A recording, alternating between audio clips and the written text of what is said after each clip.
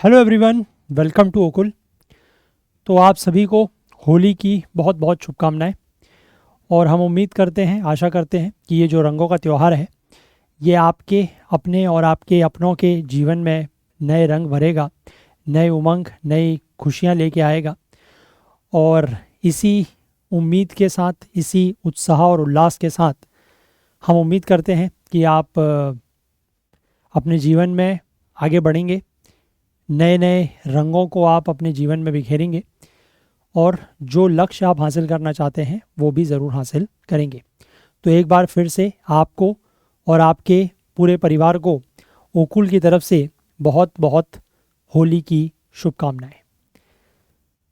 तो Indian express news analysis का आईना सीरीज़ 14 मार्च 2025 शुक्रवार का दिन, फ्राइडे का दिन।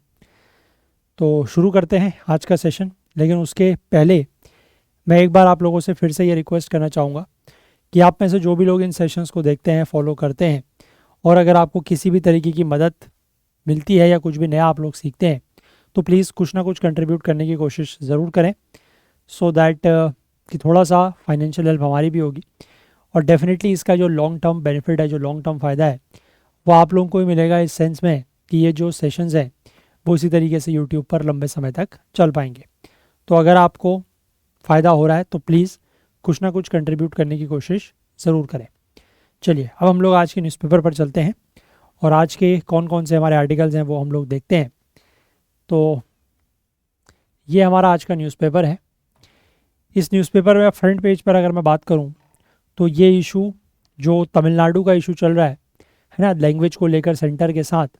तो यहाँ पर बेसिकली क्या हुआ है कि तमिलनाडु में आज शुक्रवार यानी कि फ्राइडे यानी कि आज के दिन वहाँ जो है, वहाँ की असेंबली में यानी कि विधानसभा में 2025-26 का जो बजट है वो पेश होना है। ठीक है। और इन्होंने क्या किया है, जैसे लास्ट ईयर, ये मैं आपको अगर थोड़ा सा ऐसे जूम करके दिखा पाऊँ, या आई होप आपको दिख रहा है। तो जो इनका लास्ट ईयर का बजट था, है ना, 2024-25 का जो बजट था, उसमें इन्होंने जो ये रुपये का सिंबल है ये यूज़ किया था। बट इस बार का जो बजट है यानी कि 2025-26 का जो बजट है उसमें इन्होंने रुपये के सिंबल को अपना जो तमिल लैंग्वेज में उसका सिंबल होता है उस सिंबल से रिप्लेस कर लिया है। तो ये बेसिकली मतलब एक तरीके से ये वही दिखाने की कोशिश कर रहे हैं। ठीक है, मतलब ये उसी तरफ इशारा कर रहे हैं कि जो केंद्र की तरफ से हमारे ऊपर नेशनल एजुकेशन पॉलिसी या राष्ट्रीय शिक्षा नीति के नाम पर जो हिंदी को थोपने का प्रयास किया जा रहा है, हम उससे एग्री नहीं करते। ठीक है। तमिलनाडु बेसिकली डिलिमिटेशन को लेकर भी चिंताएं जाहिर कर चुका है ना, कि डिलिमिटेशन होगा जाति के, इसके पॉपुलेशन के आधार पर, जनसंख्या के आधार पर होगा।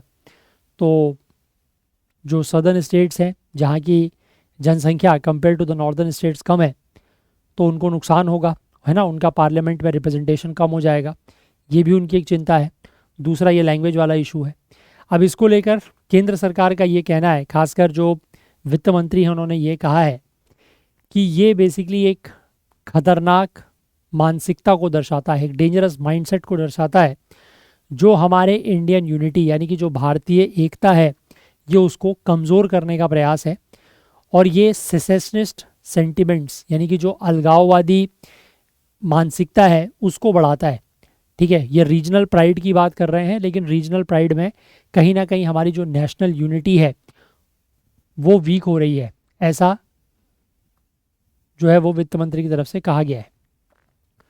तो मैं यहाँ पर आपसे ये सवाल पूछूंगा, जस्ट एक ओपिनियन बिल्डिंग क्वेश्चन है, क्योंकि ऐसे सवाल ना आपसे इंटरव्यू में पूछ लिए जाते हैं। अगर मान लीजिए आपका अभी इंटरव्यू हो और ये इशू चल रहा हो तो आपसे ये पूछ लिया जाएगा, मतलब पूछा जा सकता है, चांसेस हैं कि ये जो हुआ है, मतलब ये जो लैंग्वेज को लेकर पूरा का पूरा इशू चल रहा है, जो इन्होंने इस तरीके से अपने बजट के लोगों में जिस चेंज किया है, तो क्या ये सही है ना, और या फिर जिस तरीके से फाइनेंस मिनिस्टर इनको क्रिटिसाइज़ कर रही हैं, क्या वो बात सही है?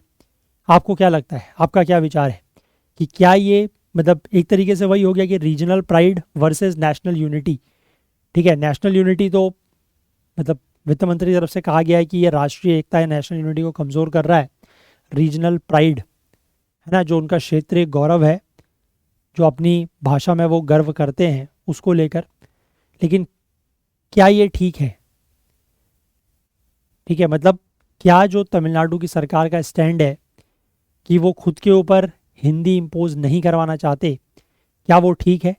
या इससे आपको ये महसूस हो रहा है या आपको ये लग रहा है कि कहीं ना कहीं हमारी नेशनल यूनिटी जो है वो कमज़ोर हो रही है, या ये एक तरीके से सेसेशनिस्ट सेंटिमेंट को बढ़ावा दे रहा है?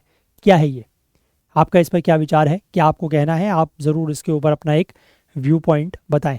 ठीक है, इस तरीके के सवाल जो हैं वो अक्सर इंटरव्यू में पूछ ले जाते हैं। ठीक है, इंटरव्यू नहीं, हालांकि यूपीएससी उसको पर्सनालिटी टेस्ट कहता है, उसी में इस तरीके के सवाल पूछ लिए जाते हैं।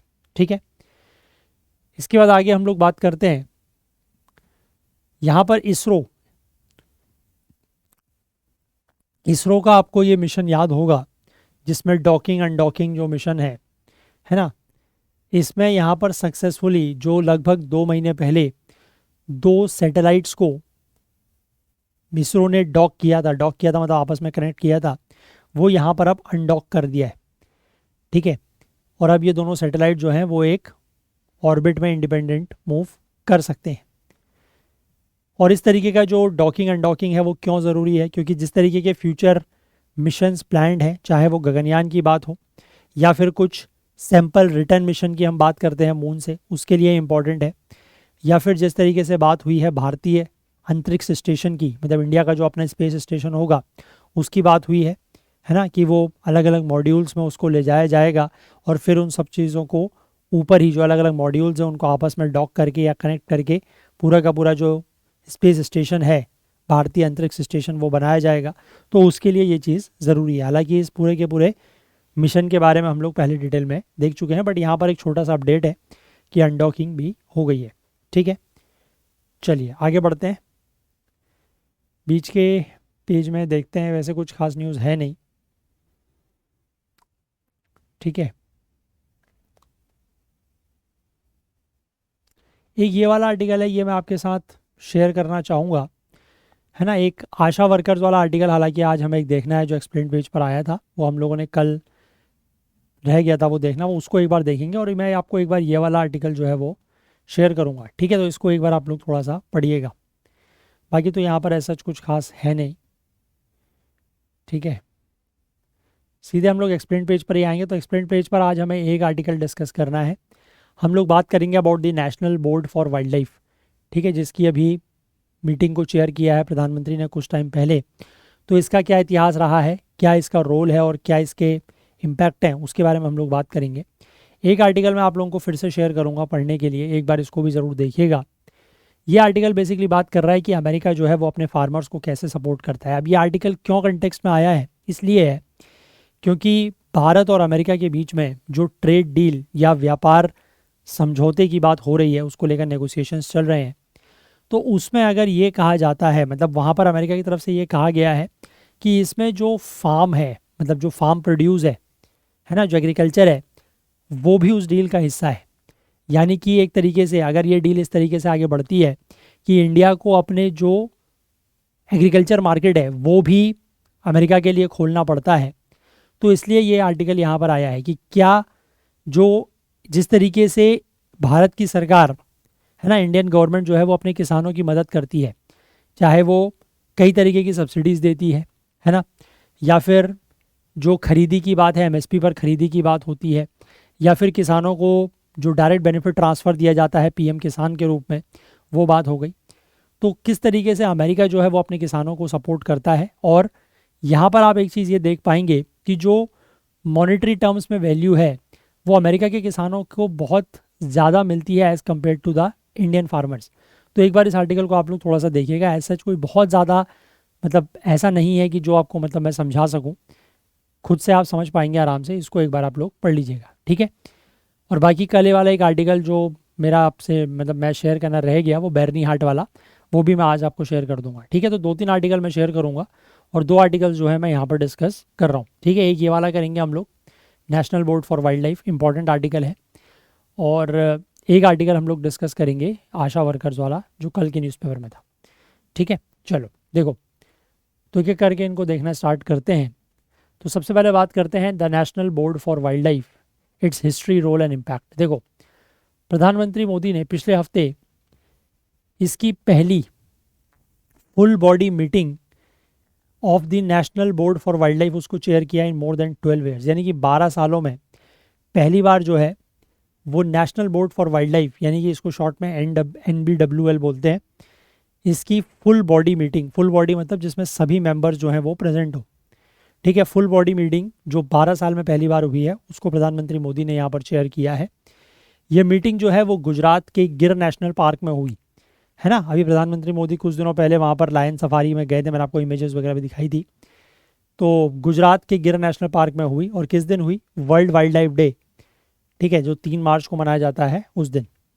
यहाँ पर कुछ वाइल्ड लाइफ कंजर्वेशन प्रोग्राम्स, ठीक है, इस तरीके के वाइल्ड लाइफ कंजर्वेशन प्रोग्राम्स को रिव्यू किया गया। नए कंजर्वेशन इनिशिएटिव्स फॉर द घड़ियाल and the great Indian bustard इनको अनाउंस किया गया, और साथ ही साथ जो प्रोजेक्ट चीता है उसको एक्सपेंड करने की बात कही गई है, और जो लायन एस्टिमेशन की 16th साइकिल है उसको इनिशिएट किया गया। तो ये सारे काम यहाँ पर हुए हैं। अब अगर हम NBWL की बात करें तो प्रधानमंत्री जो है, prime minister is the ex officio chairman of the NBWL, ठीक है, वेरी इंपॉर्टेंट पॉइंट। इस आर्टिकल में इस तरीके के काफ़ी सारे आपको पॉइंट्स मिलेंगे which you have to remember at any cost, ठीक है। तो एक जैसे ये वाला हो गया कि prime minister is the ex officio chairman of NBWL, ठीक है, प्राइम मिनिस्टर इसके एक्स ऑफिशियो चेयरमैन होते हैं। और ये 7th फुल बॉडी मीटिंग हुई है इस बोर्ड की अभी तक, जब से ये बनी है तब से। इसकी जो पिछली फुल बॉडी मीटिंग हुई थी वो 5 सितंबर 2012 को हुई थी, यानी कि आज से लगभग आप कह सकते हैं 12 साल पहले। उस समय प्रधानमंत्री थे कौन? डॉक्टर मनमोहन सिंह, तो उन्होंने ही इस मीटिंग को चेयर किया था, ठीक है, क्योंकि prime minister is the x officio chairman, ठीक है। और उन्होंने ही जो इससे पहले की 4 मीटिंग्स हुई थी उसको भी चेयर किया था प्रधानमंत्री डॉक्टर मनमोहन सिंह ने। इसके बाद जो इसकी पहली फुल बॉडी, मतलब इससे पहले जो फर्स्ट फुल बॉडी मीटिंग हुई थी, फर्स्ट सबसे पहली, वो कब हुई थी? 15 अक्टूबर 2003 को, ठीक है, 15 अक्टूबर 2003 को पहली फुल बॉडी मीटिंग हुई थी, और उसको चेयर किया था उस समय के प्रधानमंत्री अटल बिहारी वाजपेयी के द्वारा, ठीक है। ये पॉइंट जो है आप लोगों को बिल्कुल नोट डाउन करने हैं, याद रखने हैं कि prime minister x officio chairman होते हैं, ठीक है। और अभी लगभग 12 साल के बाद फुल बॉडी मीटिंग हुई है, उसको प्रधानमंत्री मोदी ने क्या किया है? अटेंड किया है, चेयर किया है। और मीटिंग कहाँ पर हुई है? गुजरात का जो गिर लायन फॉरेस्ट है या गिर लायन जो सेंचुरी है वहाँ पर हुई है। किस दिन हुई है? वर्ल्ड वाइल्ड लाइफ डे 3 मार्च के दिन। और इससे पहले जो फुल बॉडी मीटिंग हुई थी वो 2012 में हुई थी, उसको उस समय के प्रधानमंत्री डॉक्टर मनमोहन सिंह ने अटेंड किया था। और सबसे पहली जो फुल बॉडी मीटिंग है वो 15 अक्टूबर 2003 के दिन हुई थी, जिसको उस समय के प्रधानमंत्री अटल बिहारी वाजपेयी ने चेयर किया था, ठीक है। यहाँ तक पॉइंट्स क्लियर है? चलो इसके बाद आगे देखो। अब बेसिकली ये जो वाइल्ड लाइफ पॉलिसीज़ है उसको लेकर ये हमारे देश की सबसे, मतलब आप कह सकते हैं टॉप लेवल की बॉडी है, एपेक्स बॉडी है, ठीक है। अब national board for wild life, ये जो national board for wild life है ये बना था 2003 में, ठीक है। ये भी ध्यान रखेंगे कि national board of wild life ये बना था 2003 में, ठीक है। और कैसे बना? जो 1972 का वाइल्ड लाइफ प्रोटेक्शन एक्ट था, 1972 का वाइल्ड लाइफ प्रोटेक्शन एक्ट था, उसमें अमेंडमेंट करके इसको बनाया गया था, ठीक। पहले बेसिकली क्या हुआ करता था? Indian board for wild life, ठीक है, पहले एक Indian board for wild life हुआ करता था, इस्टेब्लिश हुआ था 1952 में। इसको रिस्ट्रक्चर किया गया है ना, और इसको एक स्टैट्यूटरी बॉडी बनाया गया। स्टैट्यूटरी बॉडी का मतलब होता है a body which is made through any act और लॉ, किसी कानून के तहत जो संस्था या बॉडी बनाई जाती है उसको कहा जाता है स्टैट्यूटरी बॉडी, ठीक है। तो 1952 में Indian board for wild life बना, उसको रिस्ट्रक्चर किया गया है ना, उसको एक स्टैट्यूटरी बॉडी बनाया गया, और उसको ज़्यादा टीथ दिए गए। ज़्यादा टीथ देने का मतलब है कि उसको ज़्यादा पावर्स दी गई, ताकि वो जो वाइल्ड लाइफ प्रोटेक्शन एक्ट है उसको क्या कर सके, इम्प्लीमेंट या लागू कर सके। ठीक है, अब जो national board for wild life है, ये मैंने बताया कि इंडिया की एपेक्स बॉडी है। ठीक है, जो करती क्या है, जो सरकार को एडवाइस देती है on the framing of wild life policy. ठीक है, कि वाइल्ड लाइफ को लेकर, वन्य जीव को लेकर जो नीति बनाती है सरकार, उसमें ये सरकार को क्या करती है, एडवाइस देती है। ठीक है, कंजर्वेशन ऑफ वाइल्ड लाइफ, वन्य जीव का जो संरक्षण है उसको लेकर जो सरकार की नीतियाँ होती है, फॉरेस्ट का जो कंजर्वेशन है, या फिर नए नेशनल पार्क्स और सेंचुरी सेटअप करनी है, तो उन सब को लेकर ये सरकार को एडवाइस वगैरह देती है। ठीक है, क्लियर हो गई बात यहाँ तक भी कि इस बॉडी का फंक्शन क्या है। ठीक है, ये जो national board for wild life है, इसका काम क्या है, इसके फंक्शंस क्या हैं। अब इसके टोटल मिला के अगर मैं बात करूं तो 47 मेंबर्स होते हैं। ठीक है, there are total 47 members. Prime minister जो है वो चेयरमैन है, ये मैंने आपको बता ही दिया, prime minister is the ex officio chairman. और जो यूनियन एनवायरनमेंट मिनिस्टर है, यानी कि केंद्रीय जो पर्यावरण मंत्री हैं, वो इसके क्या होते हैं, he is the vice chairperson. ठीक है, चेयरपर्सन या चेयरमैन कौन हो गए, प्रधानमंत्री। वाइस चेयरपर्सन कौन है, यूनियन एनवायरनमेंट मिनिस्टर। इसमें अब कौन कौन से और जो मेंबर्स हैं वो शामिल हैं, टोटल 47 है ना, तो 2 ये हो गए, बाकी 45 की अगर हम बात करें तो इनमें chief of the army staff, ये थोड़ा सा अगर आपको नहीं पता है तो सुनने में अजीब सा लग सकता है कभी अगर एग्ज़ाम में आ गया। ठीक है, कि आपको कुछ नाम दिए हुए हैं और इनमें से कौन जो है वो national board for wild life का मेंबर है या नहीं है। तो याद रखिएगा, chief of the army staff, यानी कि आर्मी के जो चीफ होते हैं वो इसके मेंबर होते हैं। ठीक है, इसके बाद जो कुछ मंत्रालय हैं, जैसे कि ministry of information and broadcasting. ठीक है, इंफॉर्मेशन एंड ब्रॉडकास्टिंग की जो मिनिस्ट्री है, जो डिफेंस मिनिस्ट्री है यानी कि रक्षा मंत्रालय, जो जनजातीय मामलों का मंत्रालय है that is tribal affairs ministry, इन सब के सेक्रेटरीज यानी कि इन सब के सचिव, वो भी इस बोर्ड के क्या होते हैं, सदस्य होते हैं। ठीक है, और साथ ही साथ जो डिपार्टमेंट ऑफ एक्सपेंडिचर होता है, मिनिस्ट्री ऑफ फाइनेंस यानी कि वित्त मंत्रालय के अंतर्गत जो एक्सपेंडिचर का डिपार्टमेंट होता है, जो विभाग होता है, उसके जो सेक्रेटरी हैं वो भी इसके मेंबर होते हैं। ठीक है, इसके बाद डायरेक्टर जनरल ऑफ फॉरेस्ट्स, ये इसमें शामिल होते हैं।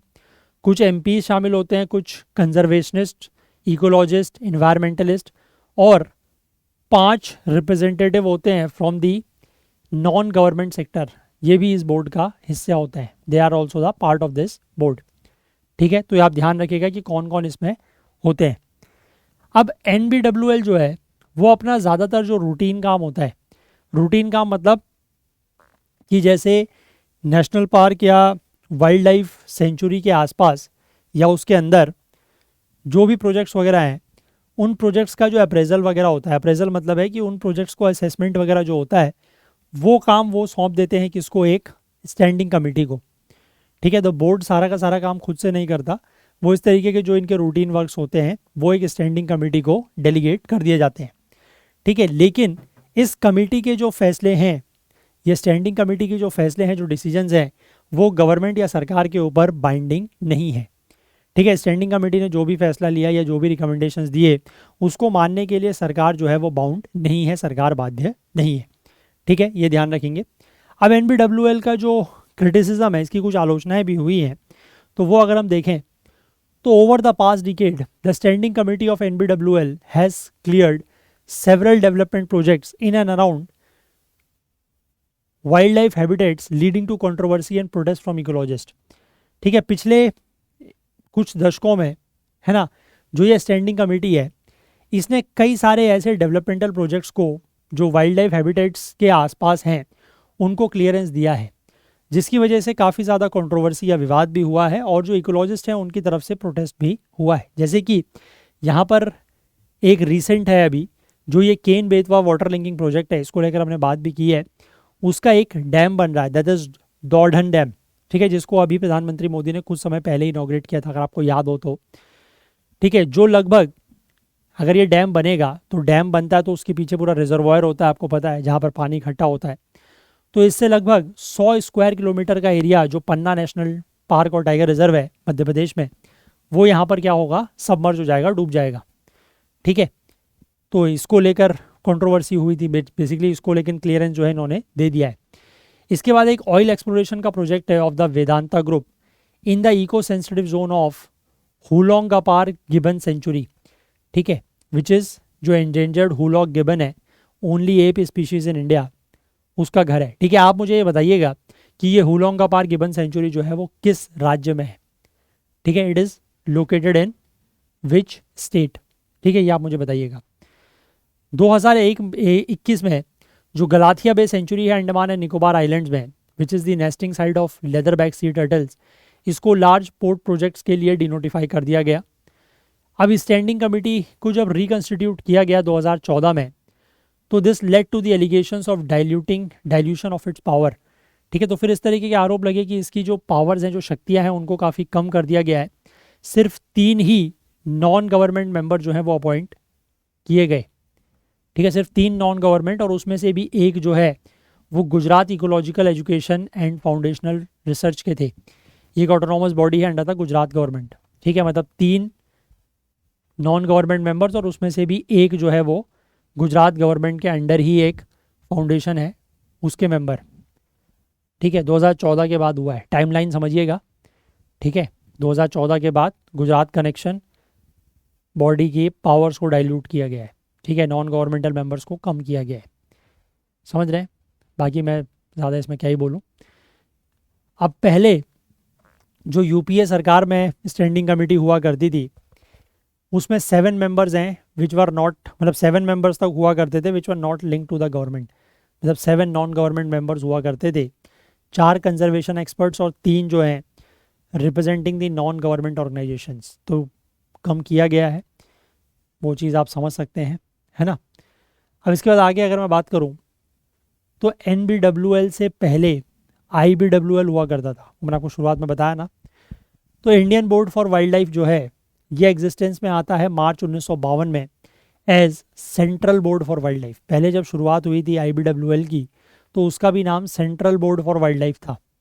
ठीक है, बाद में इसको जो नया नाम है वो दिया गया एट इट्स फर्स्ट मीटिंग, जब इसकी पहली मीटिंग या पहली बैठक होती है eight the Lalitha Mahal palace in Mysore later that year, और श्री जया चमराजा वडियार द महाराजा ऑफ मैसूर, ये जो है IBWL के पहले चेयरमैन बनते हैं। ठीक है, तो ये भी याद रखिएगा कि IBWL that is the Indian board for wild life, उसके पहले chairman was the maharaja of Mysore. ठीक है, at that first meeting the IBWL was split into 4 committees. पहली मीटिंग में ही IBWL जो है उसको 4 कमिटीज़ में स्प्लिट किया गया। नेशनल पार्क्स को लेकर एक कमेटी थी, ट्रॉफीज़ एंड ट्रेडिंग को लेकर कमेटी थी, union and state legislation and administrative members. ठीक है, ऐसा बेसिकली कांग्रेस के लीडर और farmer environment minister Jairam Ramesh ने जो है एक लेक्चर डिलीवर किया था फरवरी 2020 में, उसमें ये बातें कही गई हैं। महाराजा जो है वो IBWL के चेयरमैन रहते हैं 1950s 1960s में, और फरवरी 1961 में बोर्ड जो है वो डिक्लेयर करता है पीकॉक को as the India's national bird. ठीक है, भारत की राष्ट्रीय पक्षी के रूप में पीकॉक यानी कि मोर को डिक्लेयर किया जाता है। कब? फरवरी 1961 में। ये काम भी इस बोर्ड ने किया है। ठीक है, IBWL जो है that was instrumental in ushering in the initial architecture for wild life conservation in the country. ठीक है, कि हमारे देश में किस तरीके से जो वाइल्ड लाइफ कंजर्वेशन है उसका क्या आर्किटेक्चर रहेगा, उसकी शुरुआत इसके थ्रू हुई है। मतलब इसने ये इट पेव्ड द वे, रास्ता बनाया है। जैसे कि WLPA की बात हुई, वाइल्ड लाइफ प्रोटेक्शन एक्ट की बात हुई कि ये बनाया जाएगा। इसके बाद गिर नेशनल पार्क बनाए गए फॉर द एशियाटिक लायंस, और टाइगर को नेशनल एनिमल जो है वो भी डिक्लेयर किया गया। WLPA that is wild life protection act, this laid down the framework for, इससे फ्रेमवर्क ले डाउन होता है फॉर नोटिफाइंग नेशनल पार्क्स, और साथ ही साथ जो हैबिटेट कंजर्वेशन और वाइल्ड लाइफ कंजर्वेशन को एक लीगल बैकिंग प्रोवाइड होती है। एंडेंजर्ड स्पीशीज़ की हंटिंग और पोचिंग को बैन किया गया, वाइल्ड लाइफ ट्रेड को रेगुलेट किया गया, और साथ ही साथ जो प्रोजेक्ट टाइगर शुरू हुआ 1973 में उसका रास्ता भी यहीं से निकल के आता है। इसके बाद यहाँ पर एक किताब का जिक्र है, that is Indira Gandhi a life in nature, 2017 की किताब है। इसमें इसको लेकर जयराम रमेश ये लिखते हैं कि IBWL जो है उसको 1969 जून में रिकन्स्टिट्यूट किया गया और करण सिंह उस समय के जो union minister for tourism and civil aviation है उनको चेयरमैन बनाया गया और ये पद उन्होंने 1977 तक संभाला है। इसके बाद इंदिरा गांधी जो है वो खुद इसके चेयरमैन बनती है और इनके चेयरमैन बने रहने के दौरान जो केवलादेव नेशनल पार्क है भरतपुर में उसको इस्टेब्लिश किया गया 1982 में और national wild life action plan जो है वो अडॉप्ट किया गया। इसके बाद IBWL की कोई भी मीटिंग जो है वो 1988 1988 से लेकर 1997 1997 के बीच में कोई मीटिंग या कोई बैठक नहीं होती है। 13 मार्च 1997 को उस समय के प्रधानमंत्री HD देवगौड़ा ने IBWL की मीटिंग जो है वो चेयर करी with tiger crisis and control of poaching and illegal trade on the agenda basically tiger crisis और control of poaching and illegal trade ये एजेंडा था। इसके बाद जो मीटिंग्स चेयर की गई हैं मनमोहन सिंह के द्वारा उसमें टाइगर टास्क फोर्स बनाया गया मार्च 2005 में in response to poaching and local extinction of tigers. ठीक है, टाइगर्स की पोचिंग हो रही थी, शिकार हो रहा था, लोकल एक्सटिंक्ट हो रहे थे टाइगर्स, तो उसके रिस्पॉन्स में एक टाइगर टास्क फोर्स जो है वो 2005 में बनाया गया और ये उन मीटिंग्स के दौरान हुआ है जब उन मीटिंग्स को प्रधानमंत्री डॉक्टर मनमोहन सिंह जो है वो चेयर किया करते थे। ठीक है, आई होप क्लियर है बात। चलिए, तो इम्पॉर्टेंट आर्टिकल था regarding your national board for wild life. इस बार अगर क्वेश्चन प्रीलिम्स में आ जाए तो आश्चर्य नहीं करना है। ठीक है, आ सकता है इसमें से क्वेश्चन। क्लियर है, चलिए आगे बढ़ते हैं। इसको आप लोग एनवायरनमेंट में लेंगे GS पेपर 3। इसके बाद हम लोग ये आशा वर्कर्स का जो इशू है इसको लेकर थोड़ा सा देखते हैं।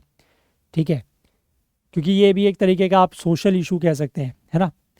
जो आपका GS पेपर 3 में आप सोशल इशूज़ की बात करते हैं तो वहाँ पर एक इशू ये भी आ सकता है। तो यहाँ पर क्या इशू है, क्या मुद्दा है, पूरा हम समझेंगे डिटेल में। तो कांग्रेस के जो MPs हैं केरला से, they protested outside parliament on Tuesday. इन्होंने संसद के बाहर जो है वो प्रोटेस्ट किया है और ये डिमांड की है कि जो ऑनरेरियम है, ठीक है, जो मानदेय दिया जाता है आशा वर्कर्स को, उसको बढ़ाया जाए और इनको कुछ रिटायरमेंट बेनिफिट्स भी दिए जाए। सीनियर लीडर KC वेणुगोपाल, इनका ये कहना है कि despite their huge contribution to Kerala's health sector, most ASHAs earned only ₹233 per day which was not paid regularly. ठीक है, कि केरला के जो हेल्थ सेक्टर है उसमें इनका बहुत बड़ा योगदान है, लेकिन उसके बावजूद भी इनको सिर्फ 233 रुपये प्रतिदिन के हिसाब से मिलता है और वो भी रेगुलरली नहीं मिलता है।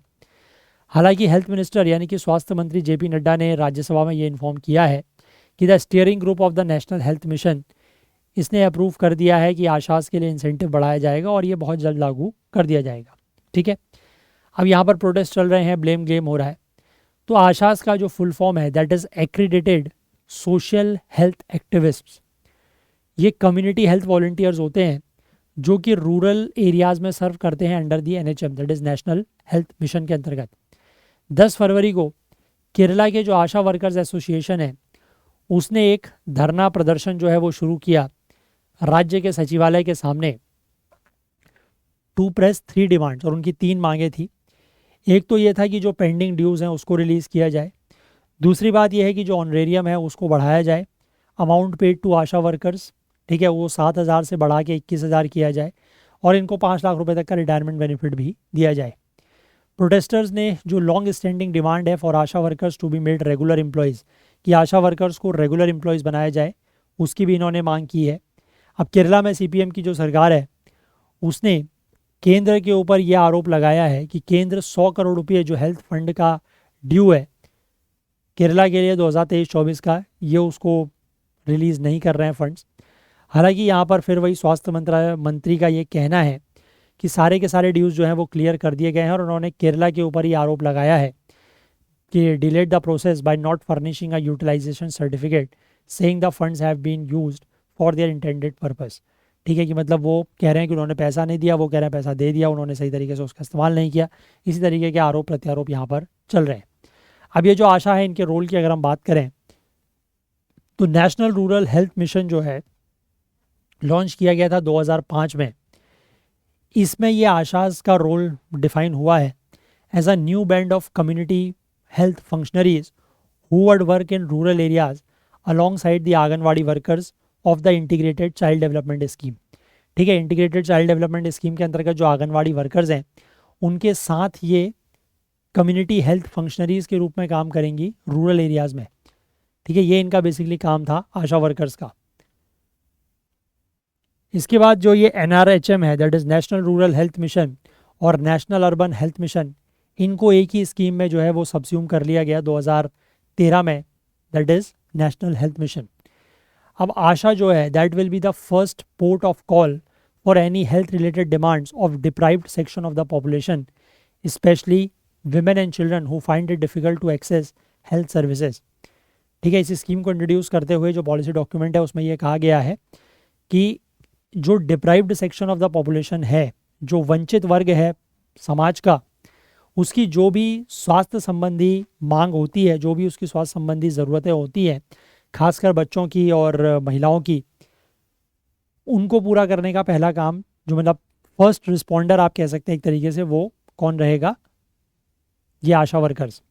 ठीक है, ASHAs are expected to disseminate awareness of good health practices and help marginalized communities utilize public health services such as district hospitals।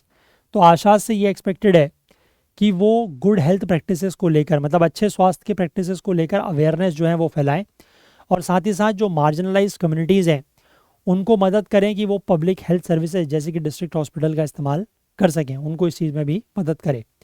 Maternal और चाइल्ड केयर को सपोर्ट करते हैं ये एनफोर्स करते हैं इम्यूनाइजेशन ड्राइव्स, और साथ ही साथ फैमिली प्लानिंग इनिशिएटिव्स में भी हेल्प करते हैं, और disease based prevention mitigation programmes इनमें भी ये हेल्प करते हैं। तो ये सारा इनका रोल है। They also carry out periodic home visits and keep a record of their progress in diaries. ठीक है, होम विजिट्स भी ये रेगुलरली करते रहते हैं और उनका जो प्रोग्रेस है उसको भी ये नोट रखते हैं। And ASHA is typically a women resident of the village, she serves between the ages of 25 and 45। ठीक है, आशा बहन जी भी इनको कहीं कहीं पर कहा जाता है। ये टिपिकली जिस गांव में सर्व कर रही हैं उसी गांव में रहने वाली कोई महिला होती है जिसकी उम्र 25 से 45 साल के बीच में होती है, और इसमें जो प्रेफरेंस दी जाती है, जो वरीयता दी जाती है, वो किसको दी जाती है? मैरिड वेमेन को, या फिर वो विडोड हो या डाइवोर्स्ड हो, and those who have studied up to class 10th, जिन्होंने 10वीं कक्षा तक पढ़ा हो, मतलब उससे ज़्यादा भी पढ़ा हो सकता है बट मिनिमम रिक्वायरमेंट ये होती है। उसके बाद इनका जो सिलेक्शन प्रोसेस है वो काफ़ी रिगरस होता है, जिसमें ग्राम पंचायत इन्वॉल्व हैं, आंगनवाड़ी इंस्टीट्यूशंस इन्वॉल्व हैं, community groups, self help groups, ये सब इन्वॉल्व होते हैं इनके सिलेक्शन में। ठीक है, द स्कीम एनविसेज्ड 1 आशा पर 1000 पॉपुलेशन, की 1000 की आबादी में कम से कम एक आशा वर्कर जो है वो होनी चाहिए। और मोस्ट रिसेंट आशा अपडेट जिसको ministry of health and family welfare ने रिलीज़ किया है 2022-23 में, उसके अनुसार हमारे देश में जो रूरल एरियाज़ में लगभग 9.2 लाख आशा वर्कर्स हैं, और अर्बन एरियाज़ में बात करें तो लगभग 80,000 के आसपास है। ठीक है, largest number of rural Asha workers जो हैं वो उत्तर प्रदेश, बिहार, छत्तीसगढ़ और मध्य प्रदेश में है, ये इस डेटा के अकॉर्डिंग बताया गया है। अब इनको क्या मिलता है, कितना ये अर्न करते हैं? ठीक है, जब ये स्कीम बनाई गई थी तो आशास को एक ऑनरेरी वॉलंटियर्स के रूप में इमेजिन किया गया। ठीक है, whose work would be so tailored that it does not interfere with their normal livelihood, कि मतलब ये कहा गया कि ये एक वॉलंटियर के रूप में काम करेंगी, और इनका काम इस तरीके का होगा कि वो इनकी जो रोज़मर्रा की ज़िंदगी है, या जो ये कुछ और काम अगर कर रही हैं, कहीं और नौकरी कर रही हैं, कुछ भी कर रही हैं, उसके साथ इनका जो काम है वो अफेक्ट नहीं होगा, इंटरफेयर नहीं करेगा। ठीक है, बट लेकिन अभी ऐसा होता नहीं है। ठीक है, क्योंकि ये मार्जिनलाइज हाउस होल्ड्स जिनको हेल्थ केयर चाहिए होता है, उनके लिए ये फर्स्ट पॉइंट ऑफ कॉन्टैक्ट है। ठीक है, तो इसलिए इस वजह से कई सारी आशाज जो हैं वो फुल टाइम इंगेज्ड है। ठीक है, तो वो मतलब क्योंकि उनके बाकी लाइवलीहुड में इंटरफेयर नहीं करेगा, वो अब चीज़ नहीं है। हालांकि NHM जो नेशनल हेल्थ मिशन है वो आशाज को अभी भी एक वॉलंटियर के रूप में ही देखता है ना, एम्प्लॉयज़ के रूप में नहीं देखता। इसीलिए उनको एक्टिविटी या टास्क बेस्ड इंसेंटिव्स के अलावा कोई और अर्निंग नहीं मिलती है। ठीक है, तो वही जो ऑनरेरियम की बात है वो यही होता है, जो टास्क बेस्ड या एक्टिविटी बेस्ड पैसा दिया जाता है वो ऑनरेरियम होता है। ठीक है, अगर वो उनको एम्प्लॉयज़ माना जाए तो फिर उनको एक रेगुलर सैलरी वगैरह मिलेगी, वो नहीं मिलती। ठीक है, सभी आशास को मंथली इंसेंटिव मिलता है 3,000 रुपये का, जो कि सेंटर और स्टेट के बीच में स्प्लिट रहता है। हाउएवर यहाँ पर एक आशा जो है उनका ये कहना है कि payment of the monthly incentive was incumbent on their completing specific task and was often not paid in full, कि ये जो इनको मंथली इंसेंटिव दिया जाता है वो भी तभी मिलता है जब ये कोई स्पेसिफिक टास्क को पूरा करती हैं, और वो भी पूरा पैसा नहीं दिया जाता। जैसे कि मान लीजिए कुछ एक स्कीम का जिक्र है, जैसे कि एक स्कीम है राष्ट्रीय बाल स्वास्थ्य कार्यक्रम, ठीक है, जो अर्ली चाइल्ड केयर के ऊपर फोकस करती है। इसकी एप्लीकेबिलिटी बहुत लिमिटेड है, ठीक है, जहाँ पर जो चाइल्ड बर्थ है वो काफ़ी कम है, तो वहाँ पर ये स्कीम है ही नहीं, तो वहाँ पर इनको इसके लिए जो पैसा है वो मिलता नहीं, ठीक है। इसके बाद जो केरला की आशाज हैं उनको राष्ट्रीय बाल स्वास्थ्य कार्यक्रम के अंतर्गत 500 रुपये मिलता है। अगर वो इस कार्यक्रम में इन्वॉल्व नहीं है और कहीं पर अगर मान लीजिए ये कार्यक्रम ही नहीं है किसी डिस्ट्रिक्ट में, तो वहाँ की जो आशाज हैं उनको तो ये 500 रुपये नहीं मिलेगा, है ना। फिर इनको एक ऑनरेरियम मिलता है जिसको स्टेट और union territory concern page from its own funds, मतलब जो राज्य या यूनियन टेरिटरी है वो अपने फंड से खुद पैसा देती है। केरला में जो मंथली ऑनरेरियम है वो लगभग 7,000 रुपये के आसपास का है। हालांकि ये जो अमाउंट है वो इस बात पर डिपेंड करती है कि आशाज जो है वो 10 काम कंप्लीट करेंगी, 10 टास्क कंप्लीट करेंगी, तब उनको ये पूरा पैसा मिलता है। 7,000 रुपये के मतलब 10 टास्क के 7,000 रुपये, और हर टास्क को 700 रुपये से उन्होंने मतलब बांधा हुआ है। जैसे कि एक क्लिनिक चलाना, मेंटेनिंग द वार्ड रिपोर्ट वगैरह बनाना, इस तरीके के 10 काम है। जब वो ये सारा काम करेंगी तभी उनको ये 700 रुपये के हिसाब से 7,000 रुपये ऑनरेरियम मिलेगा। ये जो है वो task based incentives under national health schemes वो भी अर्न कर सकती हैं, जो कि स्कीम टू स्कीम वेरी करता है, क्योंकि कुछ स्कीम जो है वो किसी एरिया या किसी वार्ड में एप्लीकेबल होती हैं, कहीं नहीं एप्लीकेबल होती हैं, तो उसके हिसाब से भी वो कुछ टास्क बेस्ड इंसेंटिव जो है वो अर्न कर सकती हैं। अब इसके बाद केरला और बाकी राज्यों का अगर हम जिक्र करें, तो हालांकि केरला के जो हेल्थ मिनिस्टर हैं दैट इज़ वीना जॉर्ज, उन्होंने पिछले हफ्ते ये क्लेम किया है कि जो स्टेट के द्वारा ऑनरेरियम पे किया जाता है आशास को, वो इंडिया में सबसे ज़्यादा है। हालांकि कुछ राज्यों में पैसा इससे ज़्यादा ही मिलता है, जैसे सिक्किम जो है वो आशास को अक्टूबर 2022 से 10,000 रुपये दे रही है एज एन ऑनरेरियम, ठीक है। इसी महीने आंध्र प्रदेश ने ऑनरेरियम बढ़ा के 10,000 रुपये कर दिया है, और एक 1.5 लाख रुपये की ग्रेचुइटी की बात भी की है ऐसी आशास के लिए जो 30 साल काम पूरा कर लेती हैं उनके लिए। जनवरी के महीने में कर्नाटक ने भी मंथली ऑनरेरियम 5,000 से बढ़ा के 10,000 रुपये कर दिया है, जो कि अप्रैल से इफेक्टिव होगा। After ASHAs in the state began an indefinite strike seeking a fixed monthly honorarium of ₹15,000, ठीक है। यहाँ पर भी बेसिकली इस तरीके का एक स्ट्राइक वगैरह, हड़ताल वगैरह इन्होंने की थी, अनिश्चितकालीन हड़ताल। तो उसके बाद उनकी मांग थी कि 15,000 रुपये इसको कर दिया जाए। हालांकि 15,000 तो नहीं, बट 5,000 से बढ़ा के 10,000 रुपये करने की बात यहाँ पर की गई है। तो केरला का जो क्लेम है कि वो सबसे ज़्यादा ऑनरेरियम दे रहे हैं, वो तो यहाँ पर ठीक नहीं लग रहा है। बट थोड़ा सा अबाउट दी आशा वर्कर्स आपको ये बात समझ में आई होगी। और एक आर्टिकल जो मैंने आपसे कहा कि मैं आपको शेयर करूँगा एडिटोरियल पेज का, उसको भी एक बार पढ़िएगा। उसमें भी कुछ ऐसे इश्यूज़ दिए गए हैं कि जो आशास फेस करते हैं और कैसे उन इश्यूज़ को दूर किया जा सकता है, ठीक है। तो थोड़ा बहुत इन आर्टिकल्स को पढ़िए। देखिए, खुद से जब आप तैयारी करते हैं ना, तो थोड़ा सा आपको पेन भी होगा, दर्द भी होगा, थोड़ा सा तकलीफ़ें भी होंगी और कष्ट भी ज़्यादा होगा, ठीक है। क्योंकि जब आप खुद से चीज़ें करते हैं ना, तो आपको इस तरीके के आर्टिकल्स में से ही एक एक पॉइंट, दो दो पॉइंट्स पिक करने होते हैं, ठीक है। जैसे ये वाला आर्टिकल है, या जो मैं आर्टिकल आपके साथ शेयर करूँगा, उस पूरे आर्टिकल को पढ़ के आप आशाज के क्या इश्यूज़ हैं, ठीक है, या उनको कैसे टैकल किया जा सकता है, उसको लेकर आपको 2-4 पॉइंट्स मिलेंगे। तो you just have to pick and write those points. अपने नोट्स वगैरह में पॉइंट्स आपको लिखने पड़ेंगे, ठीक है, सो दैट कि कभी अगर ऐसा कुछ आता है एग्ज़ाम में क्वेश्चन, तो वहाँ पर आप वो आंसर लिख सकें, ठीक है ना। खुद से तैयारी करने में ये थोड़ा सा मतलब पेन पॉइंट तो है, ऑब्वियस सी बात है, लेकिन करना पड़ता है ना। ऐसे ही आप चीज़ों को सीखेंगे, और ऐसे ही आप कैसे करंट अफेयर्स में से पॉइंट्स को निकालना है, एक्सट्रैक्ट करना है और उनको यूज़ करना है, वो ऐसे ही सीख पाएंगे, ठीक है। चलिए, तो आज के लिए हम लोग सेशन को इतना ही रखते हैं। और अगर आप लोग इस साल का प्रीलिम्स का पेपर दे रहे हैं, तो आप लोगों के पास इस तरीके की टेस्ट सीरीज़ होनी चाहिए, है ना। हमारे पास अलग अलग तरीके की टेस्ट सीरीज़ है। एक है जिसमें आपको जीएस, करंट अफेयर्स, सीसेट तीनों ही चीज़ें मिलती हैं। एक है सिर्फ जीएस और करंट अफेयर्स की, एक है only current affairs, only GS and only CSAT. तो इनमें से जिसमें भी आप एनरोल करना चाहते हैं कर सकते हैं। ये सारी के सारी टेस्ट सीरीज हमारे ऐप और वेबसाइट में लिस्टेड है, आप वहाँ से इनको एनरोल कर सकते हैं। आप प्ले स्टोर से हमारे ऐप को ज़रूर डाउनलोड करें। अगर आपको प्ले स्टोर में ऐप नहीं मिलता है तो यहाँ पर जो व्हाट्सएप नंबर है आप इससे हमें कांटेक्ट करें, हम आपको इसका एपी के लिंक प्रोवाइड करेंगे। ऐप डाउनलोड करने का बेनिफिट ये है कि अगर आपने हमारे किसी भी वीडियो कोर्स में एनरोल किया हुआ है तो आप ऐप के थ्रू वीडियोस को डाउनलोड करके ऑफलाइन भी देख सकते हैं, ठीक है। और जाने से पहले मैं एक बार आप लोगों से फिर से ये रिक्वेस्ट करना चाहूँगा कि अगर आप में से जो भी लोग इन सेशंस को देखते हैं, फॉलो करते हैं, या कुछ भी नया आप लोग अगर सीख रहे हैं तो प्लीज़ कुछ ना कुछ कंट्रीब्यूट करने की कोशिश ज़रूर करें, सो दैट कि थोड़ा सा फाइनेंशियल हेल्प हमारी भी होगी और डेफिनेटली इसका जो लॉन्ग टर्म बेनिफिट है वो आप लोगों को ही मिलेगा, ठीक है। चलिए, तो अगर आपको आज का सेशन पसंद आया हो तो लाइक ज़रूर करें, ज़्यादा से ज़्यादा शेयर करें। आपके जो भी डाउट्स हैं, जो क्वेरीज़ हैं या जो आपसे सवाल पूछे जाते हैं, प्लीज़ उनका जवाब कमेंट्स में ज़रूर दें। चैनल को आपने सब्सक्राइब नहीं किया है तो वो ज़रूर कर लें। बेल आइकन प्रेस करना ना भूलें ताकि वीडियोस की नोटिफिकेशन आपको ऑन टाइम मिल सके, और साथ ही साथ अपना प्यार, अपना सहयोग हमारे साथ बनाए रखें। हाईलाइटेड आर्टिकल्स आपको करंट अफेयर्स ओकुल टेलीग्राम चैनल पर मिल जाते हैं, जिसका लिंक नीचे डिस्क्रिप्शन में दिया हुआ है, या फिर आप इसको करंट अफेयर्स ओकुल सर्च करके भी ज्वाइन कर सकते हैं, या इस QR कोड को स्कैन करके भी ज्वाइन कर सकते हैं। तो चलिए, आज के लिए इतना ही रखते हैं, और जाने से पहले आप सभी लोगों को एक बार फिर से होली की बहुत बहुत शुभकामनाएं।